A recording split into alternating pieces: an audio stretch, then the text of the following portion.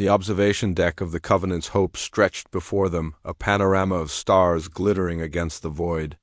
Emma sat cross-legged on the cold metal floor, her human fingers gently stroking the crystalline fur of the creature curled in her lap.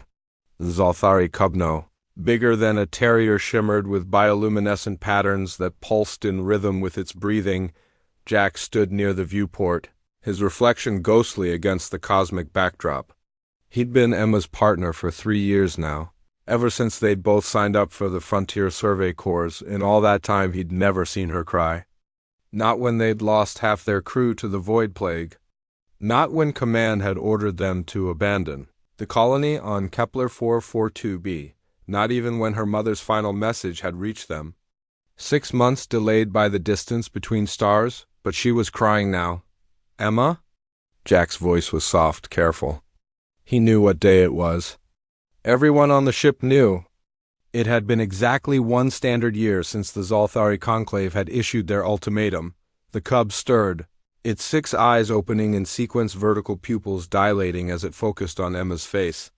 Its translator collar hummed to life, converting the melodic chirps into synthesized standard English. "Why do you keep me?" The cub asked. The question hung in the air like a death sentence. Jack moved closer, his boots echoing in the empty observation deck. Through the viewport, he could see the shimmer of the neutral zone boundary, that invisible line in space where human territory ended and Zalthari space began. Somewhere beyond that line, the Conclave's war fleets waited. Thousands of ships, millions of warriors, all demanding one thing, the return of their lost prince. Emma's tears fell onto the cub's crystalline fur, refracting into tiny rainbows. Her voice cracked when she spoke. "Because you're mine." The words were simple, inadequate, but they contained universes. Jack remembered the day they'd found the cub. The distress beacon had led them to a derelict Zalthari scout ship, its hull breached by micrometeorites. Inside, they'd discovered the massacre, 17 adult Zalthari, all dead. And in the emergency shelter, barely alive, a single cub, starving, terrified, alone. Emma had carried him out herself.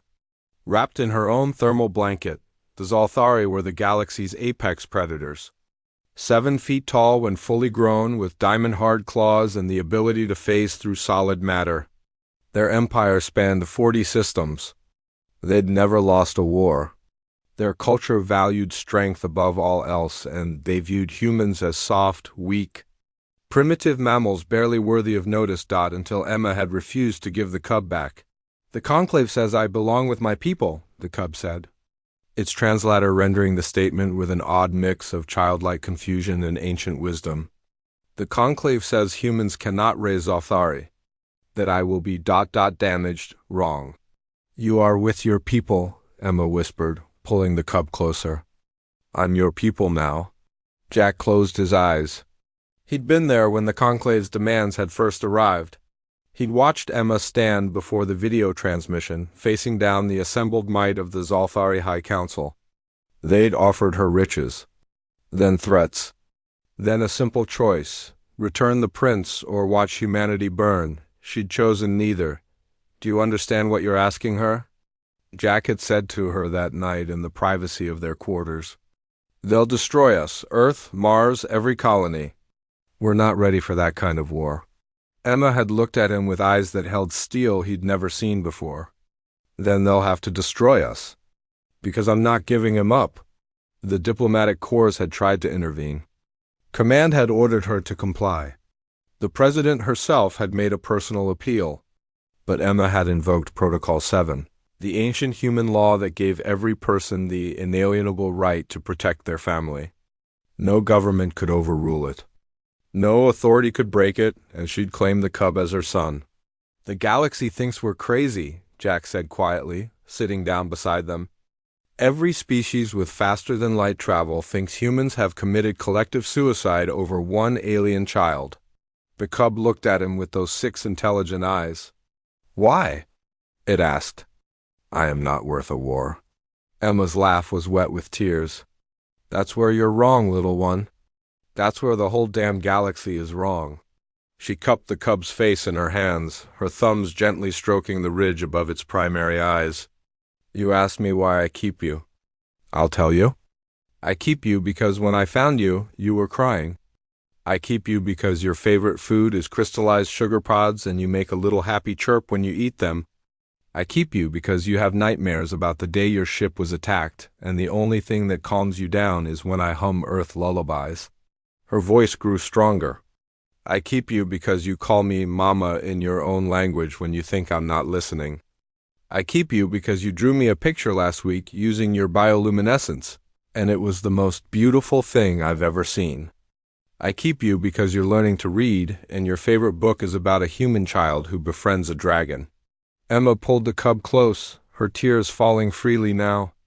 I keep you because when you smile, my whole world lights up. I keep you because I love you more than my own life. I keep you because you're mine and I'm yours, and that's what family means. Jack felt his own eyes burning. In the viewport, warning lights began to flash. Long-range sensors detected movement. The Zolthari fleet was approaching the neutral zone. They're coming, he said softly. Emma nodded, standing up with the cub in her arms. Behind them, the ship's intercom crackled to life. The captain's voice echoed through the corridors.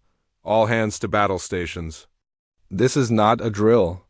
The cub nuzzled against Emma's shoulder. I do not want you to die for me. Then you don't understand humans very well yet, Emma said, her voice steady now. We're stubborn like that. We don't give up the ones we love. Not to kings. Not to empires. Not to gods. And certainly not to a conclave of sanctimonious space cats who think family is measured in DNA instead of love. Jack checked his sidearm, then looked at Emma. You know the rest of the fleet is jumping in behind us, right? When command heard the conclave was moving, every human ship within 30 light-years changed course. We're not letting you face this alone. Emma smiled, a fierce, feral thing that reminded Jack why humans had survived every extinction event their planet had thrown at them. That's because humans understand something the Zolthari don't, something no other species in this galaxy seems to get. What's that? The cub asked. Emma kissed the top of its crystalline head. We'd burn down the stars themselves before we let anyone hurt our children. All of them. Even the ones who weren't born on our world. The fleet emerged from hyperspace, hundreds of human ships, obsolete and outgunned, facing down the might of the Zolthari conclave. It was madness. It was suicide. It was human. And as the first shots lit up the darkness of space, Emma held her son close and whispered the words that would echo across the galaxy for generations to come. You're mine, and I'm never letting you go. In the end, the Zolthari conclave learned what countless others had learned before them. You could conquer humanity's worlds, destroy their fleets, even burn their home planet to ash, but you could never make them abandon their own.